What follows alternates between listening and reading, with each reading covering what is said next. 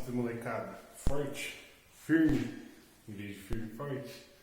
A gente vai continuar com o nosso estudo sobre óxidos. Na verdade, a gente hoje encerra a unidade sobre as funções inorgânicas. A próxima aula, que é a próxima videoaula, vai ser sobre as reações inorgânicas. A gente vai começar o estudo de reações químicas. E a gente encerra as funções inorgânicas falando sobre a nomenclatura dos óxidos, de alguns óxidos. E bem, a gente está tendo essa aula depois de uma série de revisões. Então eu imagino que vocês devem ter quase que esquecido já de tão pilhado que vocês ficam para fazer uma prova. Mas se vocês não lembram, óxidos são substâncias binárias com dois elementos, onde um desses elementos obrigatoriamente tem que ser oxigênio, certo? Então a gente já relembrou um pouquinho sobre o que é óxidos, vamos pensar na nomenclatura desses óxidos. A gente faz a nomenclatura dos óxidos dependendo do comportamento do elemento que está ligado a esse oxigênio. Esse elemento ele pode ser iônico de carga fixa, como se fossem os íons que a gente já conhece, sódio, cálcio, no caso todos os elementos da família 1A, da família 2A, do grupo 1, do grupo 2, né? O elemento ligado ao oxigênio pode ser um metal de carga variável, que são alguns casos de metais que a gente estudou lá nas bases também. E também a gente tem os óxidos moleculares, que são os óxidos formados ligados a não metais. Fora isso, ainda tem os peróxidos, superóxidos e os óxidos que a gente chama de duplos ou mistos, que a gente já vai estudar melhor daqui a pouquinho e vai entender de que maneira acontece a formação desse tipo de substância. Bem, a nomenclatura dos óxidos iônicos é bem simples. Todo óxido iônico que é formado por oxigênio, metal de carga fixa, é chamado óxido de e o nome do elemento. Nos meus exemplos aqui, óxido de sódio, óxido de cálcio, óxido de alumínio e assim por diante. Então toda vez que a gente tem um elemento metal iônico de carga fixa, o nome dele sempre vai ser óxido de e esse elemento. Sem nenhum rodeio, sem exceções. É assim que se faz a nomenclatura de óxidos. Agora, quando o óxido estiver ligado a um elemento de carga variável, aí a nomenclatura vai lembrar um pouco vocês como faz a nomenclatura de bases. O óxido de o elemento, o nome do elemento, no caso o metal de carga variável, e a carga desse metal vai estar em algarismo romano na frente. Ou então vai ser óxido de o nome do elemento. Se for um metal com a maior das cargas, o final do nome do elemento vai ficar com ico. Se for menor, vai ficar com oso, assim como na base.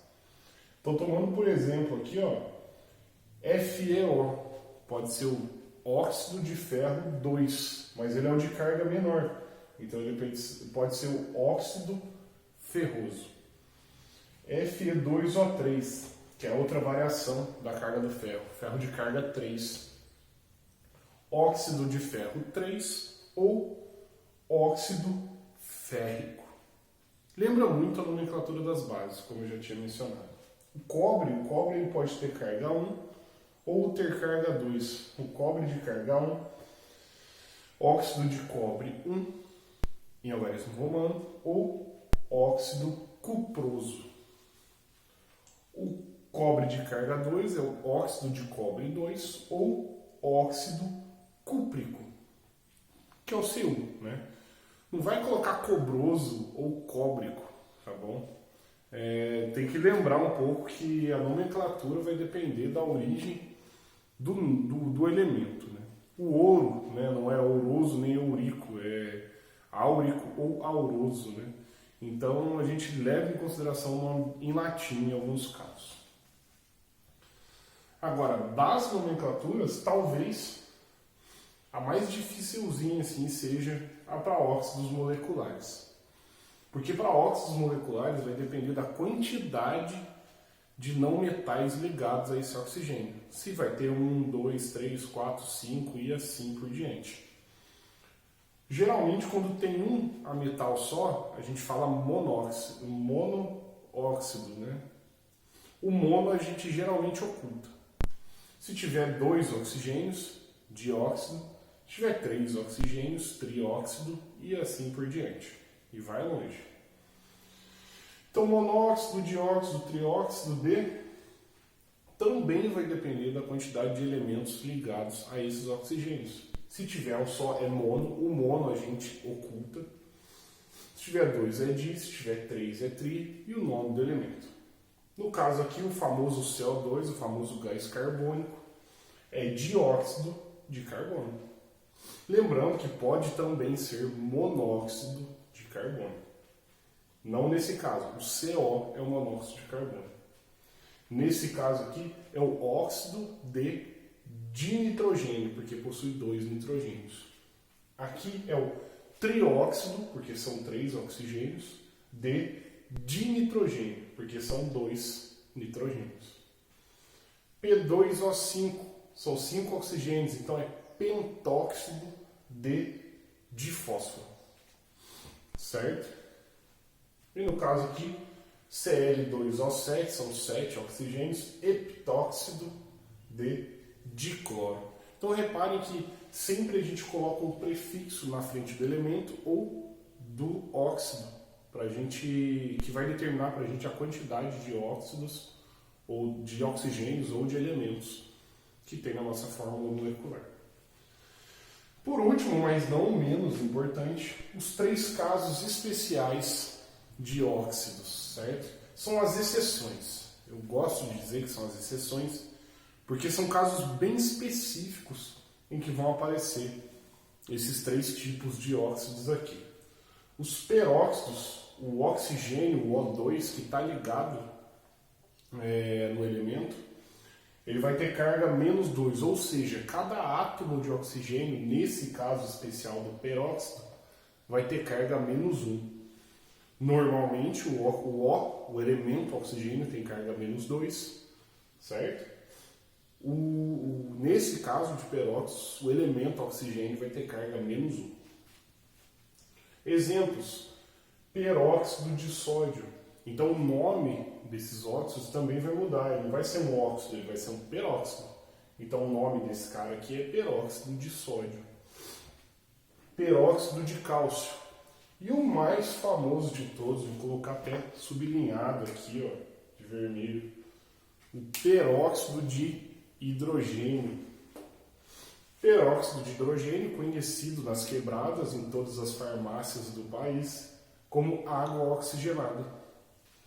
Um detalhe bastante curioso sobre os peróxidos é que todos os peróxidos, quando reagem com a água, formam água oxigenada. Certo? Então, se eu colocar o peróxido de sódio na água, o meu produto vai ser a água oxigenada, o peróxido de hidrogênio. Um peróxido gera outro. Se eu colocar o peróxido de cálcio na água, ele vai reagir com a água e formar água oxigenada, peróxido de hidrogênio. Existem também os superóxidos. Superóxidos, eles são muito parecidos com peróxidos, porém, o oxigênio, o O2, a parte molecular, O2, vai ter carga de menos 1, ou seja, cada átomo de oxigênio vai ter carga igual a menos meio. Né? Então tem o superóxido de sódio, superóxido de cálcio e assim por diante. Tá? Pode aparecer mais superóxidos aí. Tá bom? De novo, os peróxidos, cada átomo de oxigênio tem carga menos 1. E nos superóxidos, cada átomo de oxigênio tem carga menos meio. E por último, os óxidos que nós chamamos de duplos ou mistos, eles acontecem com a agregação de 2 óxidos diferentes. Geralmente os óxidos que se agregam são óxidos de carga variável. Por exemplo, o Fe3O4.